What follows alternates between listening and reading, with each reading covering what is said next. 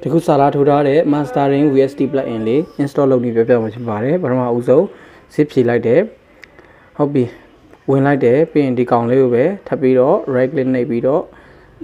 extract ပြန်လုပ်လိုက်တယ်ရလာတဲ့လမ်းကြောင်းတွေကဒီကောင်ကို copy ယူတယ်ပြီးရင် C လမ်းကြောင်းတွေကိုတွားပြီးတော့ paste လုပ်လိုက်တယ်အဆင့်ဆင့်တွားမယ်ပေါ့နော်ဒီခုလောက်တွားလေးကြည့်ပြီးတော့လုပ်ယူပါ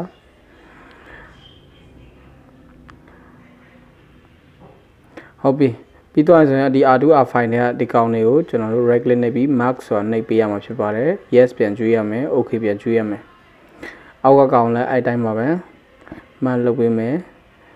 ပြီးထပ်ပြီးတော့ဒီကောင် installer လေးကို open ဖွင့်ပေးလိုက်မယ်ပြီးရင် enter နှိပ်ချပေးလိုက်မယ်ဒါဆိုရင်ဒီတက်လာပြီဆိုရင်ဒီလမ်းကြောင်းနဲ့သူ့နာမည်ကိုရွေးပေးရမှာဖြစ်ပါတယ်ဟုတ်ပြီသူ့နာမည်ရွေးပြီးသွားပြီဆိုရင်ဒီ automatic ဆိုလေးနှိပ်လိုက်ဒါဆိုရင်ဒီကောင်လေးရလာပြီထပ်ပြီးတော့ဒီ generate serial number ဆိုထပ်နှိပ်လိုက်ဒါဆိုရင်ဒီ code လေးရလာပြီထပ်ပြီးတော့ဒီနေရာမှာ authorization manager ဆိုတဲ့ software install တင်ထားဖို့လိုတယ်အဲ့ကောင်ကို next နှိပ်ပြီး offline နဲ့အဲ့ဒီ authorization file save မှာဖြစ်လို့လမ်းကြောင်းတတ်မှတ်ပေးရမယ် document ကိုကျွန်တော်ရွေးချယ်လိုက်မယ် this PC ထဲက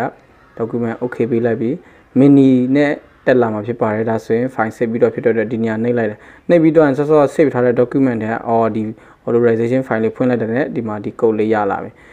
ဆိုရင်ထပ်ပြီးတော့ဒီနေရာမှာ activator လုပ်ဖို့အတွက် document တွေကပဲကျွန်တော်ဒီ folder ဖွဲ့ထားရတယ်မဖွဲ့ထားခြင်းလည်းအဲ့မှာနှိပ်လိုက်ပါနော်တနေရာမှာတိမ့်လိုက်ဒါဆိုရင်ဒီ activator ကို activate ပြီး run next ပြန်နှိပ်တယ်ထပ်ပြီး next နှိပ်တယ်ဒီ load file ပြန်တော့လုပ်မယ်ခဏ activate လုပ်ထားတဲ့ကောင်တော့ရှာမှာဖြစ်ပါတယ်တွေ့ပြီပြီးရင်ကျွန်တော်တို့ open လုပ်လိုက်မယ်ဒါဆိုရင်သူအတက်ဝင်သွားပြီပေါ့နော်ပြီးရင်ဒီမှာ next ပြန်နှိပ်မယ်အဆုံးတက်ပေးလိုက်တာပေါ့နော် done speed သွားပြီပေါ့နော်ဟုတ်ပြီအဲ့ဆိုရင်အားလုံးပြန်ထွက်လို့ရပြီကိုယ့်ရဲ့ miss crack ကို door ထဲဝင်လိုက်ပေါ့နော်ဒါတော့ကျွန်တော်ရဲ့ miss crack နေရာမှာရှာတဲ့နေရာမှာကျွန်တော်ခဏနာမည်ကိုရိုက်ရှာရမှာဖြစ်ပါတယ်အဲ့တော့ကိုယ့်ရဲ့ plus in နာမည်ရှာလိုက်ပြီရှာလိုက်လို့တွေ့တဲ့အချိန်မှာဒါဆိုရင် mastering ပြုလုပ်လို့ရပါတယ်ဒီမှာအမျိုးအစားပေါင်းအများကြီးပါပေါ့နော်ကျေးဇူးရခဲ့ပါဆက်ငယ်ကောင်းမြတ်မျိုးဆောင်ရဲနောက်ပိုင်းမှာပြန်ဆောင်ရအောင်